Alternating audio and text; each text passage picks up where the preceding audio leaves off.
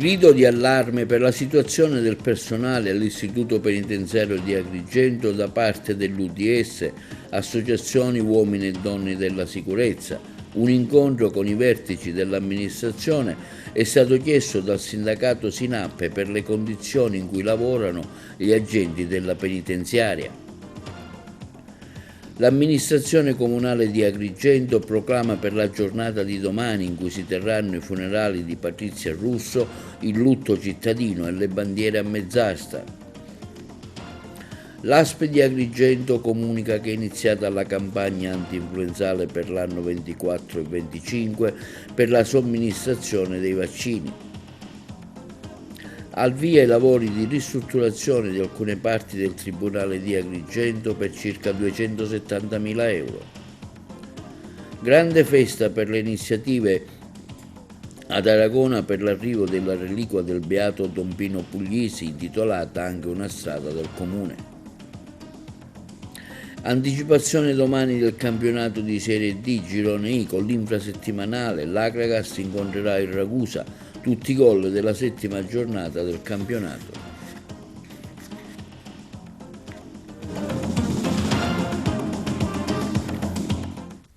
Buongiorno, benvenuti con l'appuntamento odierno del nostro telegiornale TV Notizie di oggi, martedì 22 ottobre. L'associazione ODS, Uomini e Donne della Sicurezza, lancia un grido di allarme riguardo la preoccupante situazione lavorativa all'interno della casa circondariale Pasquale Di Lorenzo di Agrigento, il servizio. L'associazione ODS Uomini e Donne della Sicurezza ha lanciato un grido di allarme riguardo la preoccupante situazione lavorativa all'interno della casa circondariale Pasquale Di Lorenzo di Agrigento. In una lettera indirizzata al sottosegretario di Stato, al capo del Dipartimento dell'amministrazione penitenziaria, al provveditore dell'amministrazione penitenziaria, ha descritto una realtà operativa insostenibile per la polizia penitenziaria della nostra città.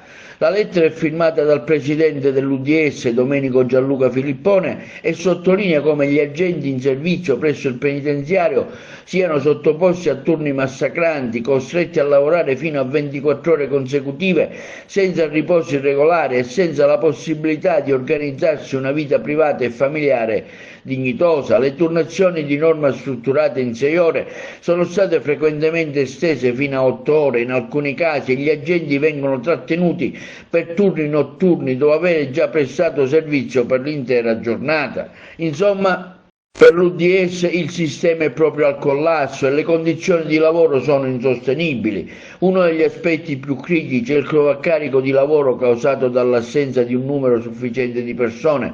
45 agenti della polizia penitenziaria hanno depositato certificati di malattia, principalmente da stress da lavoro correlato, portando a una cronica carenza di organico che mette in ginocchio l'intero sistema organizzativo. L'UDS inoltre evidenzia il problema delle aggressioni subite dai poliziotti da parte dei detenuti, che rendono una situazione ancora più critica. Gli episodi di violenza che hanno riguardato il personale sanitario del penitenziario sono allarmanti e testimoniano il livello di tensione e di pericolo all'interno dello stesso istituto. Gli eventi critici che si sono registrati dall'inizio dell'anno superano già il numero dei 150, numeri che destano forti preoccupazioni.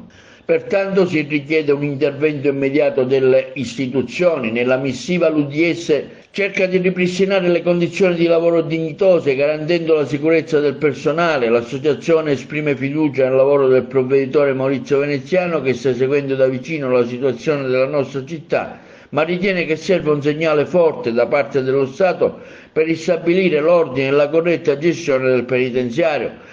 L'emergenza è ormai degenerata ed è fuori controllo, pertanto chiediamo un intervento urgente e deciso per riportare la situazione sotto controllo, tutelare i poliziotti che da eroi stanno cercando di sopravvivere turni massacranti. Questo nella riga della lettera. La richiesta dell'UDS non si limita pertanto a una semplice valutazione della situazione, ma chiede che vengano rimossi eventuali responsabilità laddove dovessero emergere colpe o mancanze nella gestione dell'istituto.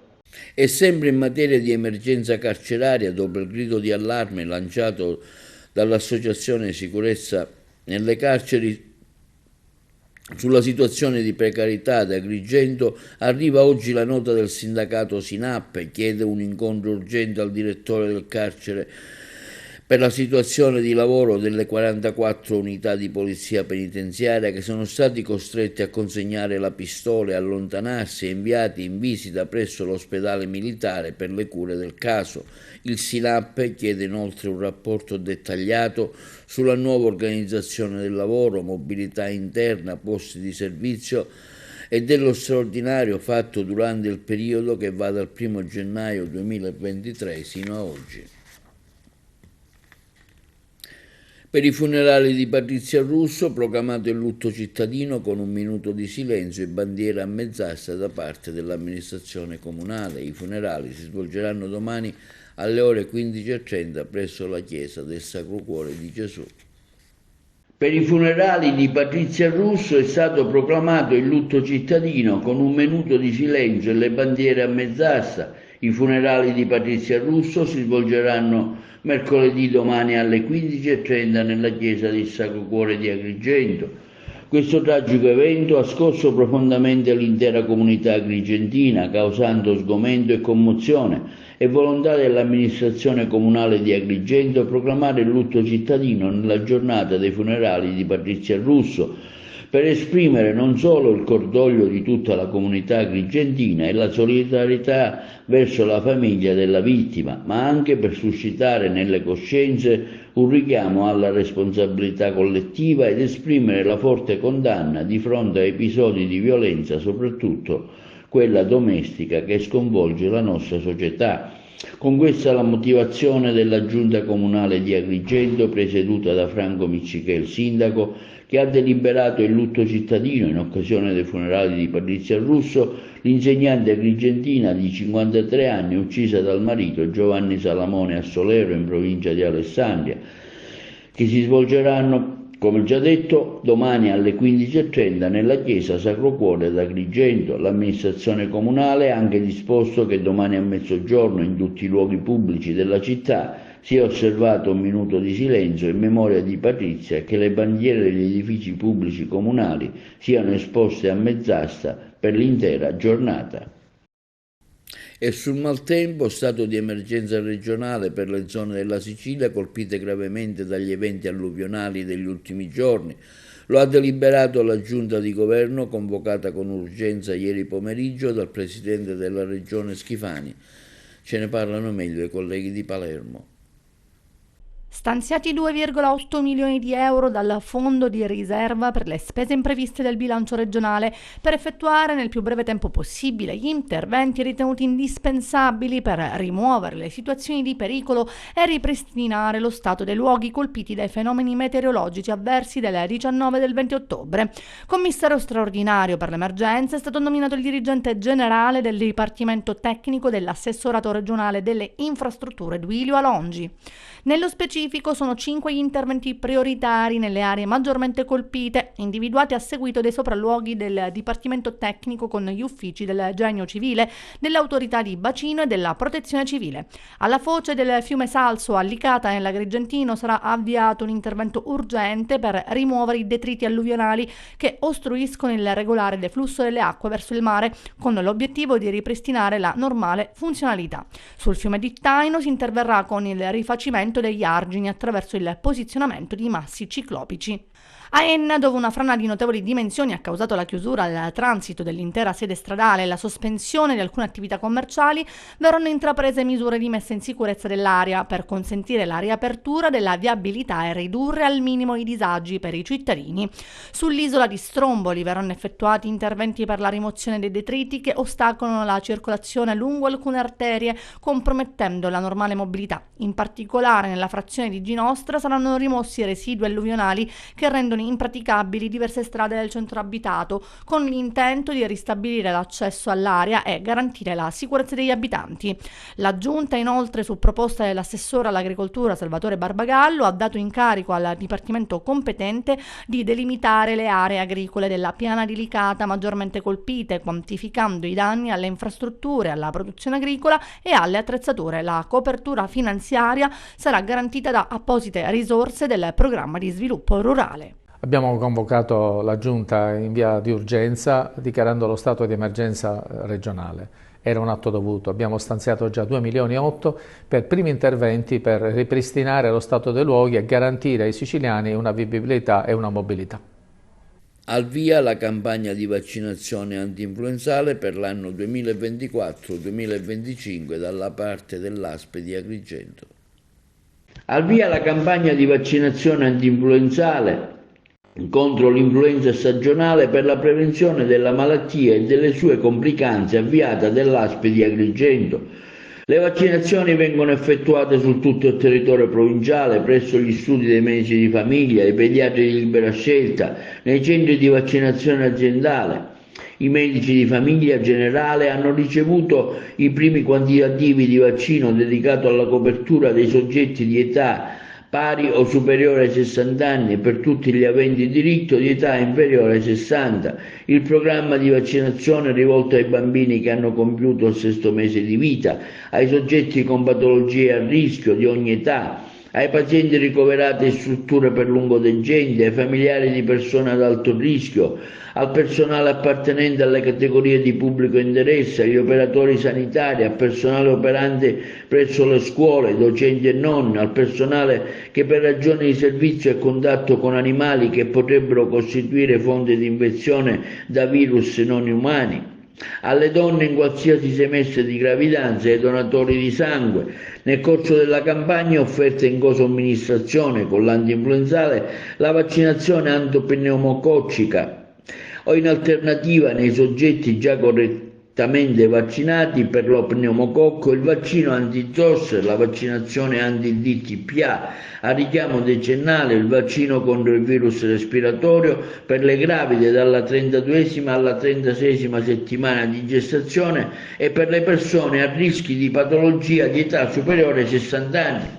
Il periodo indicato per la somministrazione del vaccino influenzale va fino al 28 febbraio 2025 al fine di garantire livelli efficaci di copertura anticorpali nel tempo, dal momento che il picco di diffusione del virus si raggiunge nella nostra regione tra dicembre e marzo. La diffusione interumana si può verificare per via aerea attraverso gocce di saliva di chi tossisce o starnutisce, che anche attraverso le mani contaminate da secrezioni respiratorie.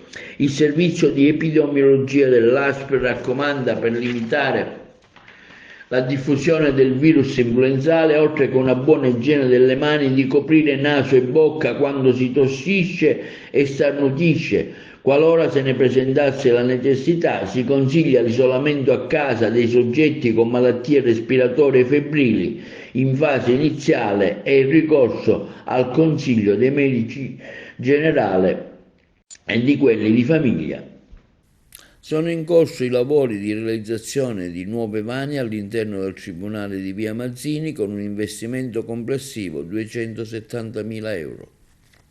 Sono in corso i lavori di realizzazione dei nuovi vani all'interno del Tribunale di Agrigento, sito in via Mazzini, con un investimento complessivo di 270.000 euro, che includeranno anche gli interventi di adeguamento alla normativa antincendio. Questo intervento si rende necessario in seguito alla revisione della spesa programmata dal Governo, che ha portato alla soppressione delle sedi distaccate e all'accorpamento delle funzioni presso il Tribunale di Agrigento. È fondamentale quindi creare nuovi spazi, adeguare le strutture alle attuali normative di sicurezza. Il Tribunale di Agrigento ha proposto di utilizzare gli spazi liberi ai piani terra, primo e secondo, per realizzare 4 nuovi vani. Su richiesta della Presidenza del Tribunale, il progettista ingegnere Gasperi Triazzi e il RUP, l'ingegnere Francesco Vitellaro, hanno riveduto il progetto includendo anche specifiche relative all'adeguamento antincendio. I nuovi locali saranno dotati di tutti i comfort necessari: illuminazioni, prese elettriche, telefono, prese dati, riscaldamento, condizionamento e sistemi di sicurezza antincendio. I materiali utilizzati garantiranno un adeguato isolamento termico e acustico. Sono felice, afferma l'assessore ai lavori pubblici Gerlando Principato del Comune di Agrigento, per il lavoro svolto dagli uffici, che ha finalmente consentito di avviare questi lavori, inspiegabilmente rimasti fermi nonostante un finanziamento concesso anni fa al Comune di Agrigento. Questo è un processo virtuoso che con il gruppo ingegnere Francesco Vitellaro sono certo che avrà completamento positivo. Sono orgoglioso di questo ulteriore risultato, siamo certi che questo intervento rappresenta un passo importante verso la messa in sicurezza e l'ottimizzazione degli spazi del Tribunale della nostra città, assicurando la tutela di utenti e personale, quanto affermato dall'assessore Gerlando Principato ai lavori pubblici del Comune di Agrigento. E ad Aragona grande festa di accoglienza per l'arrivo della reliquia di Don Pino Puglisi, che apre così una settimana di festeggiamenti solenni e cerimonie religiose in paese. Tra queste anche una cerimonia di intitolazione di una strada al Beato che avverrà la prossima domenica 27 ottobre. Il servizio di Davide Sardo.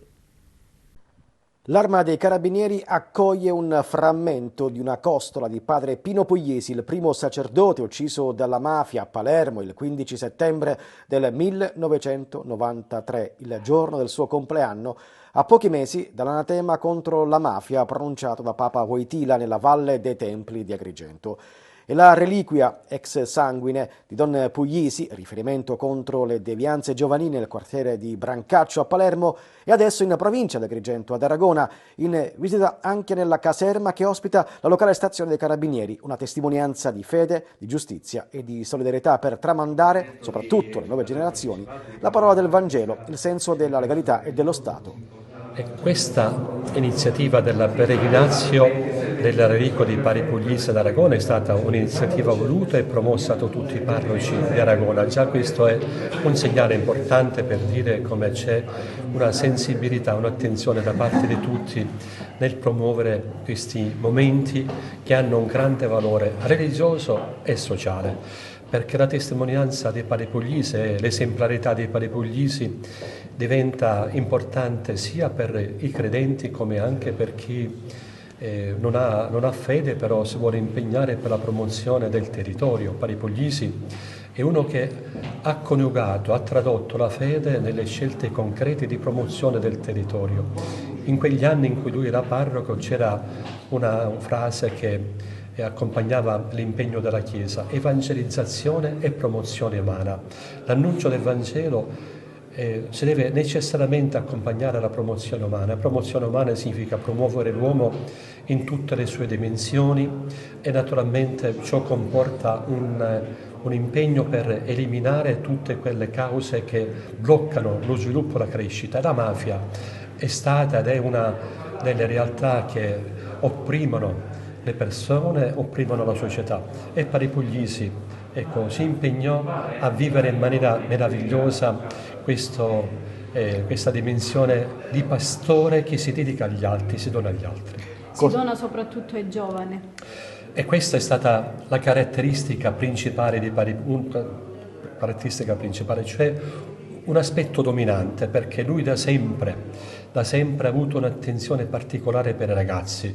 Attività, iniziative, campi scuola, momenti formativi con i ragazzi delle scuole, cioè fare in modo che il contatto con i ragazzi diventasse motivo di crescita. Per questo è stato anche qui una persona che con molta mitezza, senza dare mai l'impressione di chi vuole fare il maestro, di chi vuole dare i consigli, ma ha saputo veramente coinvolgere le persone con la sua mitezza, con la sua bontà. E questo è stato il metodo pedagogico più efficace. Don Angelo, cosa contiene la reliquia e poi le prossime tappe?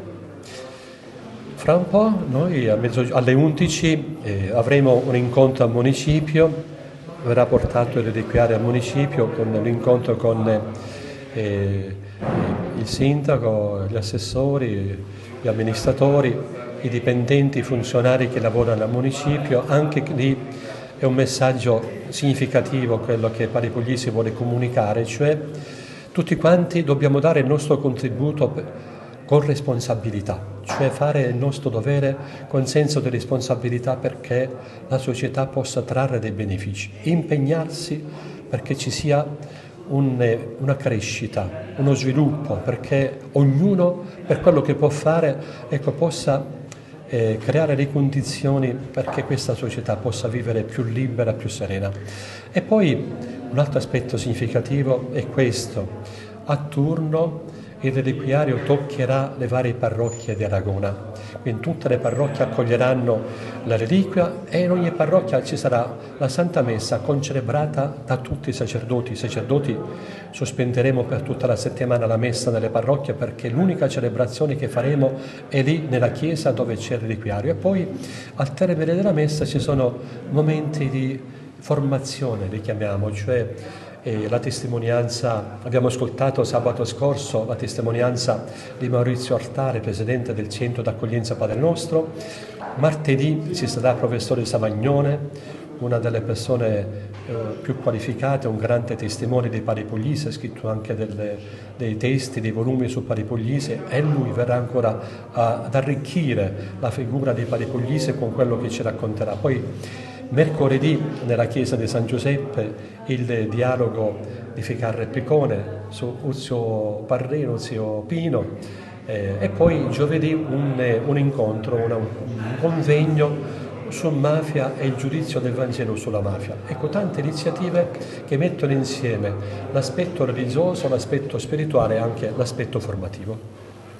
E in occasione dell'Ottobre Rosa, la campagna di prevenzione del tumore alla mammella, il Comune di Realmonte, in collaborazione con il Lions Club Valle dei Templi di Agrigento, la sezione locale del CIF, ha organizzato un convegno con il tema Il valore della prevenzione, svolto nell'aula consiliare Felice Varcaro. Ha relazionato il professore Antonio Savarino, direttore di oncologia dell'ospedale San Giovanni di Dio. Le interviste. Importante evento oggi sulla prevenzione senologica voluto dal Comune di Realmonte e dal Lions Club Agrigento Valle dei Templi. È importante parlare di prevenzione.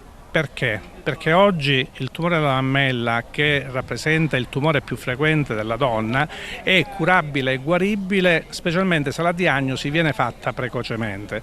Io volevo sostanzialmente porre attenzione su 3 punti fondamentali.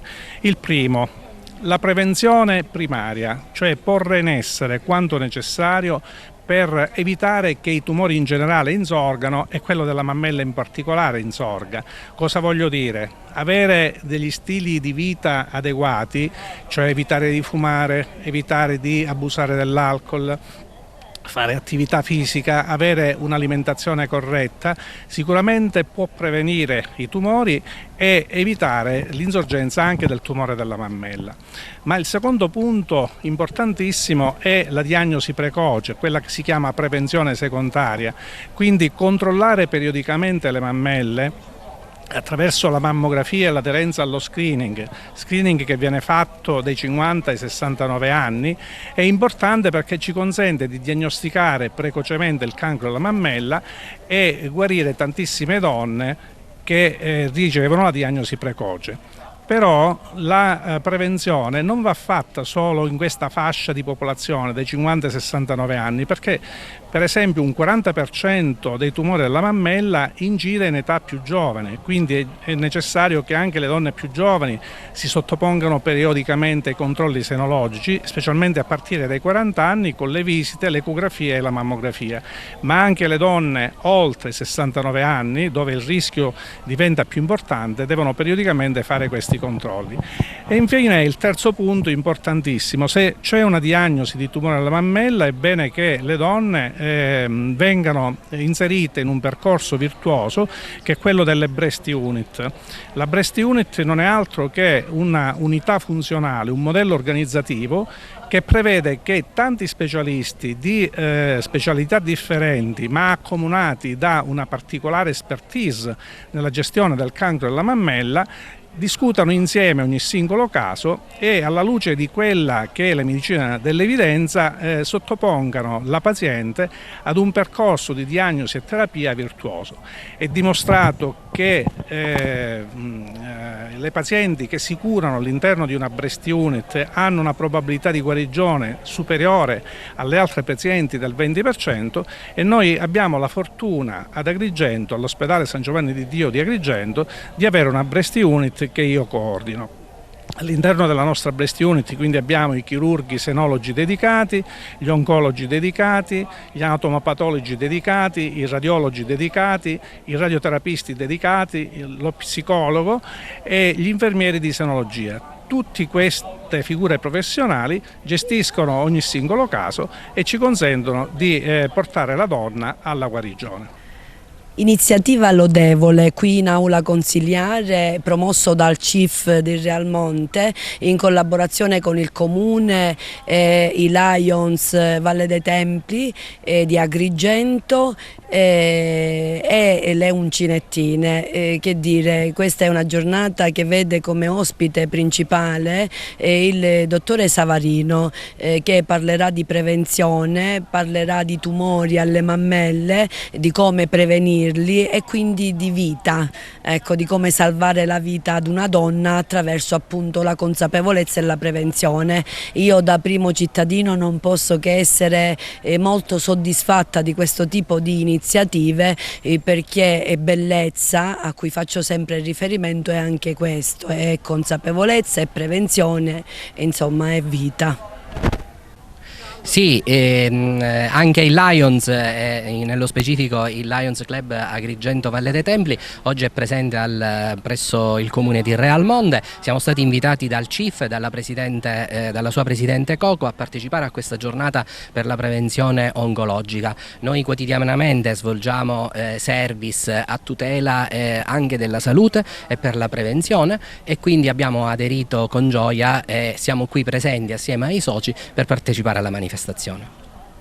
L'iniziativa che il CIF promuove, l'importanza è di sensibilizzare la maggior parte delle donne a prendere cura di se stessi, perché magari ci curiamo della macchina, ci curiamo di altre cose e tralasciamo talvolta il nostro corpo e la nostra salute, cosa che è importante. Con la prevenzione giustamente si risparmiano sofferenze a noi stesse e si risparmiano anche risorse per gli enti ospedalieri. Quindi cerchiamo di portare avanti la prevenzione per raggiungere buoni risultati di guarigione che diano, insomma, alle donne che diano benessere, ecco. E un albero di alloro è stato piantumato oggi per ricordare Boris Giuliano nel giorno del suo compleanno. La cerimonia si è svolta a Palermo in via Francesco Paolo Di Blasi. Palermo continua a ricordare suo padre. Sì, Palermo continua a ricordare mio padre con un'azione bellissima, che è quella di un albero davanti alla lapide, voluta fortemente dalla circoscrizione e condivisa dal Comune di Palermo, e noi ringraziamo la città per questo, perché il valore del verde, soprattutto unito alla memoria e alla legalità, è un binomio molto molto importante.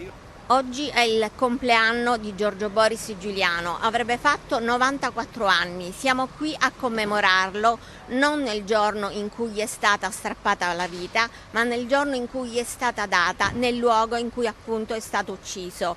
Ogni anno, il giorno della sua morte, c'è una corolla d'alloro che poi secca, che viene depositata. Quest'alloro oggi, il giorno del suo compleanno, verrà piantumato e rimarrà per sempre qua. L'alloro è il simbolo dell'immortalità, della gloria, nella storia dell'Aurus Nobilis, no? Quindi Giorgio Boris Giuliano merita un albero sacro, come abbiamo già l'albero della pace, come abbiamo l'albero Falcone. Ora anche Boris Giuliano avrà un albero. Come è nata questa iniziativa?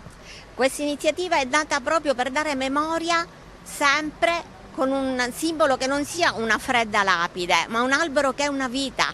È nata dall'idea dell'albero Falcone, che oggi è un bene culturale, dall'idea dell'albero della pace, di vite che sono là dove ci sono morti. Questa iniziativa parte da una mozione a mia firma, Un albero d'alloro, si intitola L'albero d'immortalità, che è stata approvata all'unanimità con delibera numero 48 dell'8ª circoscrizione, quindi oggi è in esecuzione di questa delibera che l'8ª circoscrizione ha fatto. Linea alla regia per la pubblicità. e si è svolto nella palestra del Plesso Rizzo dell'Istituto Comprensivo Pirandello a Porto Empedocle il convegno conclusivo del progetto Arte di ogni genere, promosso dalla Regione Siciliana, al quale ha aderito anche l'istituto diretto dalla professoressa Anna Gangarossa. Oggi abbiamo concluso un percorso che ha avuto inizio esattamente un anno fa, un progetto promosso dalla Regione Sicilia intitolato Arte di ogni genere. La scuola ha ritenuto interessante poter partecipare e grazie al contributo di esperti esterni, al lavoro dei docenti, alla partecipazione attiva dei bambini, degli alunni ma anche dei genitori, oggi abbiamo concluso, dicevo, questo percorso che ha portato tutti a riflettere sugli stereotipi, sull'importanza di abbattere qualsiasi differenza di genere, sulle pari opportunità. Il progetto nasce poiché la Regione Sicilia appunto riscontra come l'Italia sia uno dei 5 paesi a livello europeo a registrare il più alto tasso di femminicidio. Anche la Sicilia purtroppo registra dati assolutamente inquietanti e anche noi quindi abbiamo inteso aderire come scuola, dare il nostro contributo. È stato un anno intenso perché è stato ricco di laboratori, di interviste, di riflessioni e il feedback che oggi abbiamo potuto così avere dopo un anno di lavoro ci fa ben sperare che i ragazzi possano avere sicuramente seminato delle riflessioni che magari altrimenti sarebbero rimaste così silenti e non condivise. Ottimo il riscontro avuto in occasione della prima della nuova stagione del Teatro Pirandello di Agrigento, con la messa in scena di un classico realizzato dall'agrigentino Tony Cucchiara, Caino e Abele, le interviste ai protagonisti.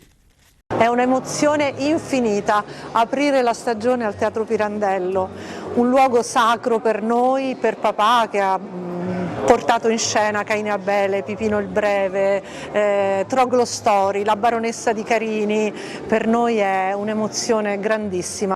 Veramente siamo molto contenti, emozionati, orgogliosi di aver ridato luce, speriamo ridato lunga vita a quest'opera straordinaria di questo artista poliedrico, stupendo e che insomma che è anche una bella responsabilità ci siamo presi, cioè riadattare ai tempi di oggi un'opera così importante che ha fatto un po' la storia dei musical in Italia, è stata una grande responsabilità.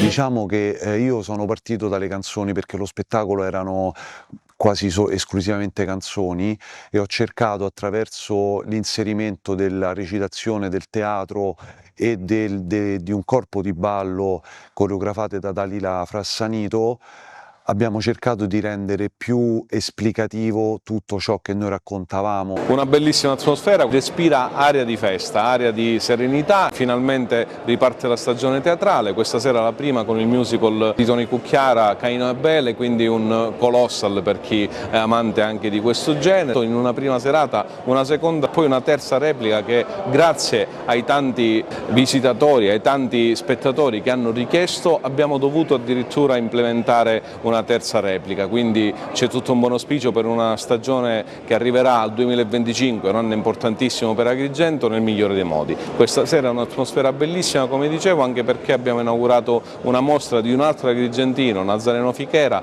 un artista emergente, quindi festa, musica, canti, balli, i Salatteri Produzioni, una bellissima serata. Vi aspettiamo al Teatro Pirandello per le prossime serate e per vivere un periodo bellissimo fino al 2025.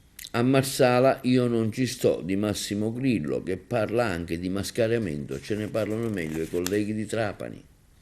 Non ci sta Massimo Grillo a leggere e ad ascoltare quanto viene fuori su Marsala in merito agli attuali filoni di inchieste giudiziarie su perle e prodezze operative di un sistema ruotante all'ex senatore della Repubblica Italiana, l'alcamese Nino Papania, tuttora in carcere presso il Pagliarelli Lo Russo di Palermo.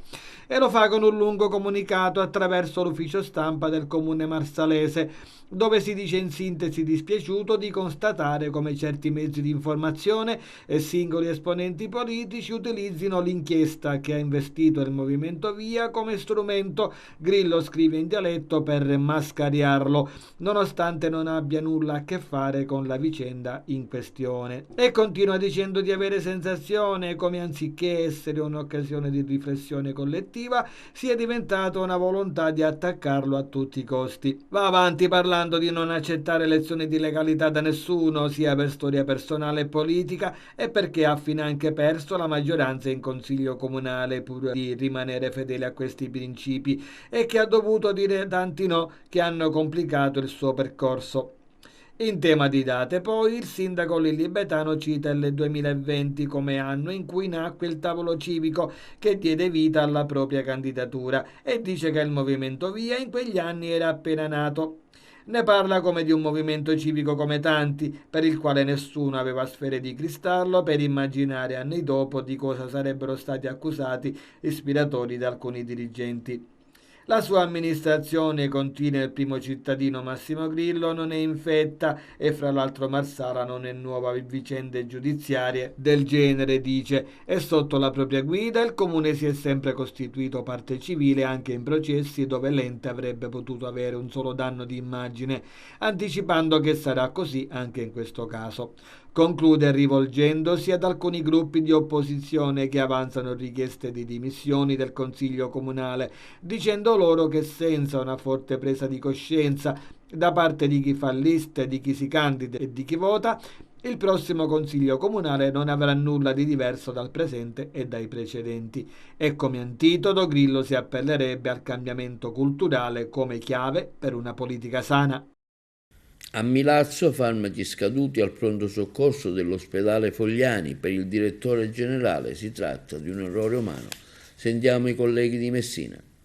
Arriva la risposta ufficiale da parte dell'ASP di Messina sulla segnalazione di somministrazione di farmaci stupefacenti scaduti al pronto soccorso dell'ospedale Fogliani di Milazzo. Il direttore generale dell'ASP, che dopo aver appreso la notizia, ha ordinato l'ispezione. Nelle ore scorse ha confermato quanto era stato denunciato. L'azienda sanitaria provinciale di Messina, in riferimento alle notizie relative alla somministrazione di un farmaco scaduto da un paziente ricoverato presso il presidio ospedaliero di Milazzo, rappresenta che in data 17 ottobre 2024, a seguito della denunzia formale da parte della direzione medica di presidio, ha immediatamente avviato le verifiche ispettive, delle quali è risultato che il farmaco in questione è stato effettivamente somministrato benché scaduto. Dalle indagini, fa sapere ancora il direttore generale dell'ASP di Messina Giuseppe Cucci, è emerso che la somministrazione del farmaco scaduto è attribuibile ad un mero errore umano. Si comunica altresì che sono in itinere le procedure di contestazione disciplinare nei confronti del personale coinvolto. La direzione strategica aziendale, infine, si è attivata affinché vengano posti in essere maggiori e capillari controlli da parte del risk manager e del gruppo,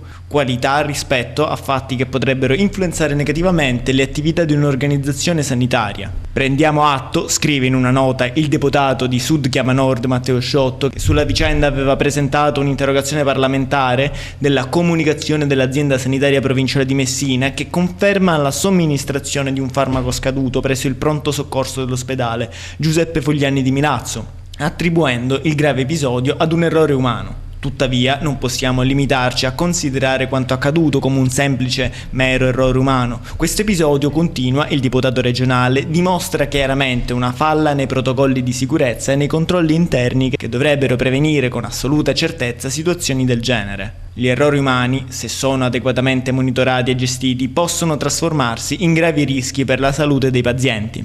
A fronte di questa situazione, annuncia Sciotto, richiederò l'intervento dei NAS e della Procura della Repubblica di Barcellona Pozzo di Gotto per far luce su quanto accaduto. Non è accettabile che vengano lasciate nell'ombra le responsabilità più ampie nella gestione delle scorte delle fiale di medicinali stupefacenti. Inoltre, conclude il parlamentare regionale, chiederò accesso agli atti per ottenere tutta la documentazione relativa all'ispezione avviata dall'ASP e alle eventuali corrispondenze tra gli uffici competenti. È indispensabile che sia fatta piena chiarezza e che vengano individuate tutte le responsabilità a tutela dei cittadini e della loro salute. È ad Alcamo un convegno del Centro Medico Fisioterapia Villa Sarina. Prevenzione e trattamento dell'osteoporosi e, come abbiamo visto, rappresentano in particolar modo ulteriori comorbidità che possono chiaramente insinuarsi nei pazienti fragili con sclerosi multipla. In questo è importante sottolineare il ruolo del medico di medicina generale. Noi siamo i primi che abbiamo il compito e il dovere di andare chiaramente a valutare quelli che possono essere tutti i fattori di rischio e chiaramente anche nel corso degli anni stabilire tutti i pazienti potenzialmente a rischio di frattura e quindi intervenire precocemente su quelle che possono essere diciamo diagnosi precoce e trattamento. La figura del medico di medicina generale nel cercare di accompagnare questi malati di sclerosi multipla che purtroppo aumentano, cercare di fare diagnosi precoci. Noi purtroppo ci siamo resi conti che abbiamo visto i nostri malati di sclerosi multipla, abbiamo fatto una diagnosi più tardiva, non tanto per colpa nostra, ma perché è difficile fare la diagnosi di sclerosi multipla. La cefalea nel paziente con sclerosi multipla, che seppure non è un sintomo tipico caratteristico di esordio della malattia, ha un impatto fondamentale su quella che è la qualità di vita dei nostri pazienti. Quindi intercettare questi pazienti che oltre alla sclerosi multipla presentano anche quadri di cefalea significa dare un aiuto importante anche nella riduzione della disabilità e nel miglioramento della qualità di vita. È una cosa meravigliosa per noi medici di medicina generale e per tutti gli specialisti, ma soprattutto per il confronto continuo che giornalmente e periodicamente possiamo fare qui a Villa Sarina, e questo è un punto di riferimento. Il dottore Scalisi per noi è fondamentale. Non sminuire certe volte il problema di dolore lombare o dalla parestesia che addormenta la mano, eccetera, eccetera, ma di indagare, di approfondire, di stare ancora molto vicino, specialmente a questi soggetti. Abbiamo detto che colpisce soggetti molto giovani, dai 20 ai 40 ai 50 anni, e specialmente al sesso femminile. Noi medici di medicina generale in questo senso abbiamo un importante ruolo, perché siamo i primi attori di questo rapporto con i nostri pazienti, li conosciamo, sappiamo intercettare subito questi quadri di allarme per poter, ripeto, dare un aiuto importante, un miglioramento della qualità di vita. È un motivo sempre di crescita, di confronto, e non smetteremo mai. Il nostro impegno a quella medicina generale è di aiutare quelle che già noi abbiamo, ma di cercare di fare diagnosi precoce. A Messina 2 anni per il porto di 3 mestieri, è partito il conto alla rovescia. Sentiamo in merito l'assessore ai lavori pubblici Salvatore Mondello.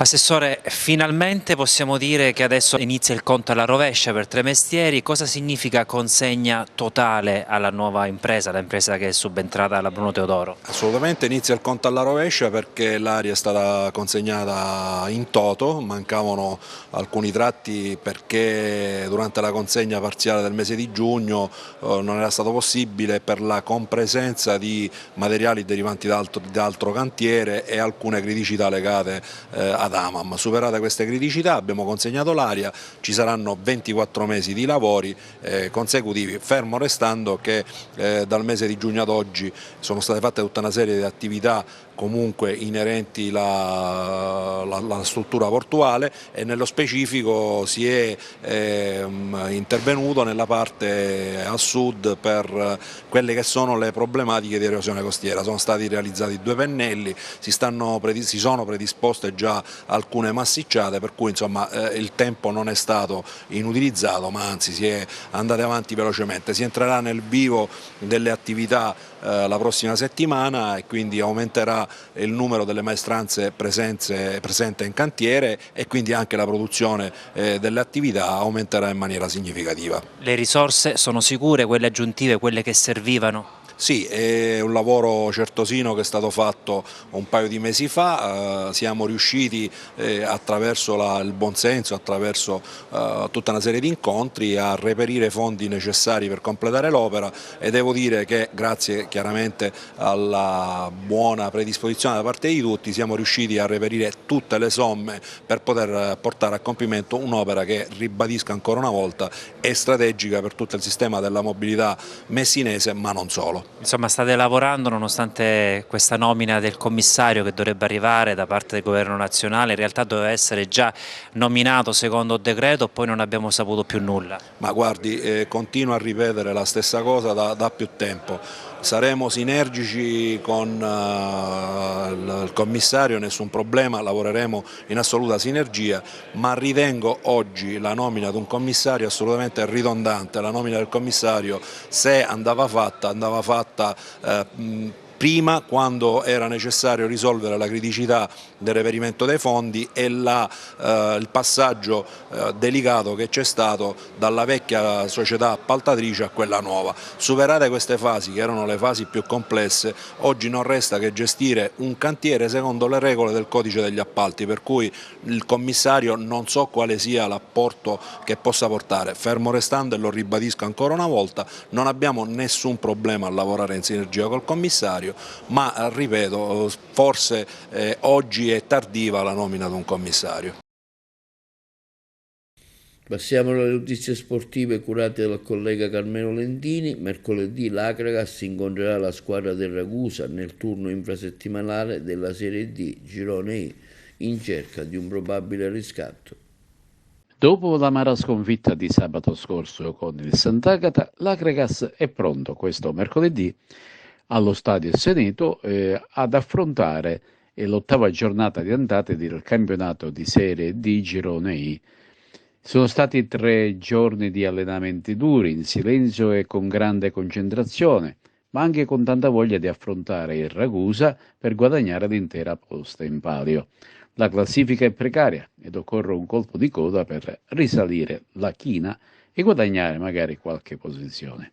Al momento non ci sono ulteriori novità, ma è tanta la voglia di dare delle risposte positive sul rettangolo di gioco. In questo infrasettimanale si prevedono gare molto interessanti. Come detto prima, l'Akragas ospita il Ragusa, una sfida tra 2 squadre in cerca di un posto al sole ben lontano dalla bassa classifica, mentre a Pian del Lago di Caltanissetta è in programma il derby tutto nisseno Nissa-San Cataldese.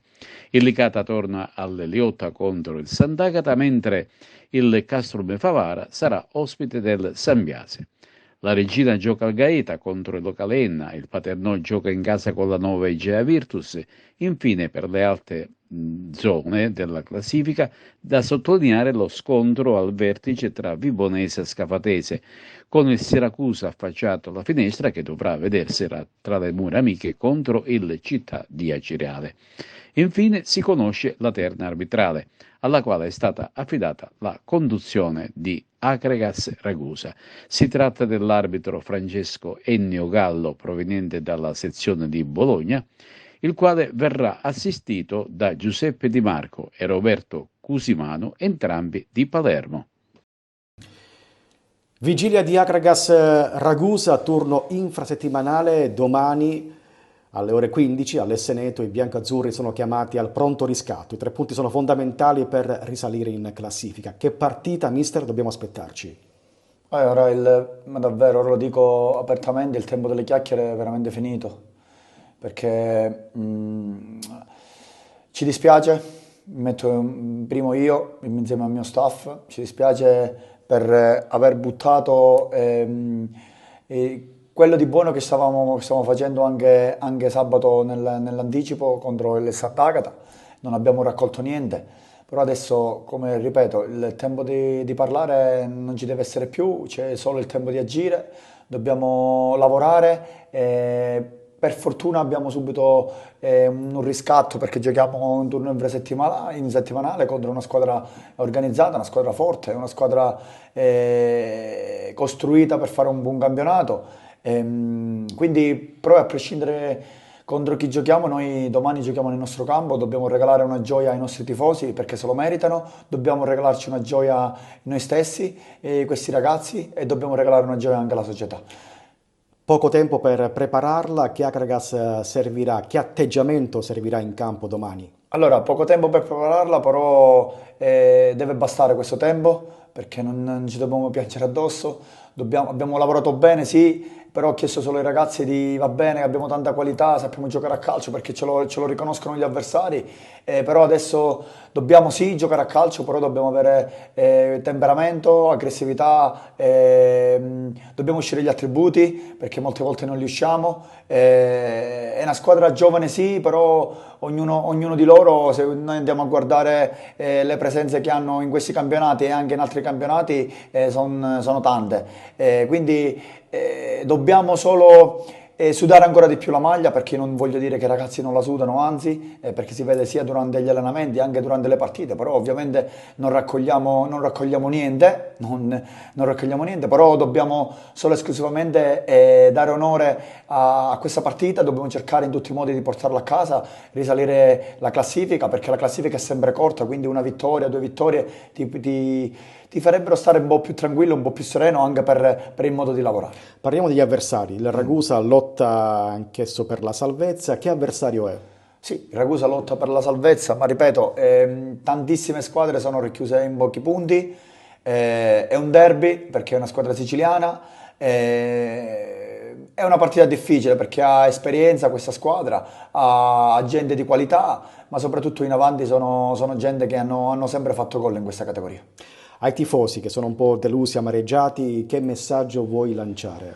I tifosi hanno ragione, è inutile nasconderci, però io chiedo di starci vicino perché la squadra ha bisogno, abbiamo bisogno un po' tutti del loro sostegno, però noi a parte loro, come ho detto in una delle prime interviste, dobbiamo cercare di portarli dalla nostra parte. C'è un modo solo per portarli dalla nostra parte, è quello di fare risultati. E vediamo ora i gol realizzati nella 7ª giornata del campionato di Serie D Girone I, realizzata da Wisport.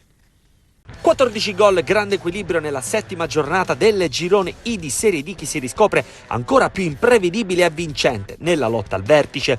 Secondo pari consecutivo per la Scafatese, che non va oltre lo 0-0 tra le mura amiche contro il Sambiase. Rimane in vetta l'11 Campano, che allunga a 2 punti il vantaggio sul Siracusa, caduto nuovamente in terra calabrese.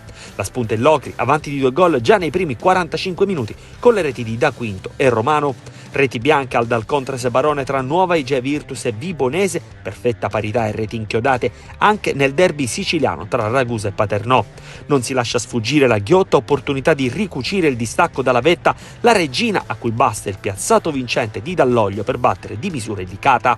Rompe il ghiaccio la San Cataldese, primi 3 punti verde amaranto nella sfida contro il Pompei, che portano la firma di Germano, abile a trovare l'inserimento vincente nel cuore dell'area di rigore. Allo stadio Aci e Galatea, blitz dell'Enna in piena zona Cesarini, sfida aperta dalla rete dell'ex di turno Giorgio Cicirello, a Cireale che pareggia con Sueva nei minuti finali, ma l'ultima parola è giallo-verde con la rete di Sena, che vale 3 punti pesanti e una crisi profonda per Acireale, relegato al penultimo posto. In fondo alla classifica però è l'Akragas, sconfitto a Sant'Agata di Militello per 2-1, eppure il gigante aveva iniziato bene con la rete di Grillo dagli 11 metri, un'illusione che dura un tempo, con il ribaltone biancazzurro contrassegnato dalle firme di Capomaggio e Brugaletta.